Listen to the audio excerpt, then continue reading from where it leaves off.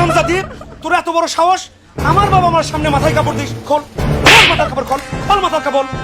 রাশেদ, মুখ সামনে কথা বল। কিন্তু রমজান মাস, এমনিতে বৌমা রোজা আছে, তুই বউটার সঙ্গে এমন ব্যবহার করতে পারিস না। তুমি চুপ করো বাবা। কি কাণ্ড!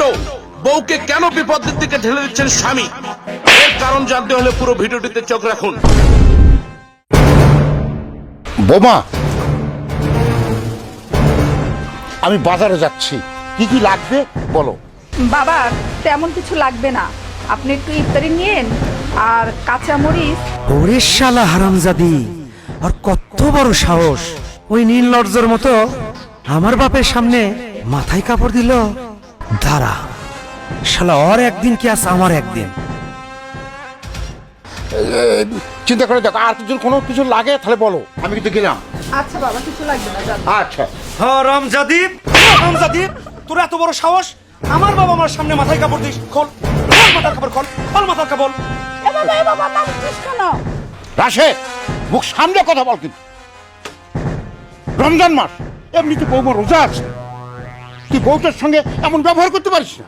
তুমি চুপ করো বাবা, ওর আজকে উচিত শিক্ষা হওয়া দরকার। কি বলছিস এসব তুই? শুনবে শুনবে মা? তাহলে তাহলে শোনো। কিরে, কোনটি গেছিল তুই? কে সেটা কি তো কয়ে যাওয়া লাগবে? সালাম ভাই, কি যুগ আলো! সালাম ভাই, এই যুগের মেয়ে করে লগ্ন লজ্জা সরমই নাই। পদ্মা সহিত তো চলা তো দূরের কথা, মাথার কাপড়ও দেয় না। হাই রে, কি যুগ আসলো! কিরে, তুই যে সারাদিন ঢ্যাং ঢ্যাং করে ঘুরে বেড়াস, হাট বাজারে মার্কেটে যাস, অন্তত আদবের সহিত মাথায় কাপড় তো দিতে পারিস। এ তোর এত জ্ঞান দেওয়া লাগবে না আমার। শোন, আমি আমার মাথার কাপড় দিব না দিব না সেটা আমার ব্যাপার। শোন, তোর যার দেখা লাগবি তাই দেখবি, আর যদি না দেখা লাগে তাই চোখ বন্ধ করে থাকবি। আজারে পেশাল লিয়েছে যত সব। এবার বুঝেছো বাবা আমি কেন এরকম করছি? আর তুই সারা বছর মাথায় কাপড় নাই, নির্লজ্জ বেহায়ার মতো সারা পাড়া ঢ্যাং ঢ্যাং করে ঘুরে বেড়াস, আর আজকে রমজান মাস দেখে এমন ভাবে শ্বশুর শাশুড়ির সামনে মাথায় কাপড় দিয়ে দাঁড়িয়ে আসিস, মনে হচ্ছে তোর মতো সুফি বান্দার কেউ নাই।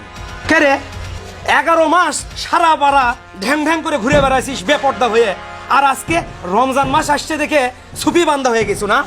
বাকি 11 মাস কি মারছে? হ্যাঁ রমজাদি, খোল খোল খোল খোল রমজাদি। ওগো আমার ভুল হয়ে গেছে, আমাকে মাফ করে দাও। এই যে আজ থেকে আমি ওয়াদা করলাম আর জীবনে বেপর্দা ভাবে ঘুরে বেড়াবো না। আমি তো এই জন্মে অনেক পাপ করছি, আল্লাহ আমাকে মাফ করবি কিনা আমি নিজেও জানি না, কিন্তু তোমাকে কথা দিলাম আর বাকি জীবনটা আমি পর্দার সহিত ঘুরবো। বউ, তোর কথায় আজকে আমি খুবই খুশি হলাম। তুই কি জানিস, অধিকাংশ নারী জাহান্নামে যাবে শুধুমাত্র এই মাথায় কাপড় না দেওয়ার কারণে।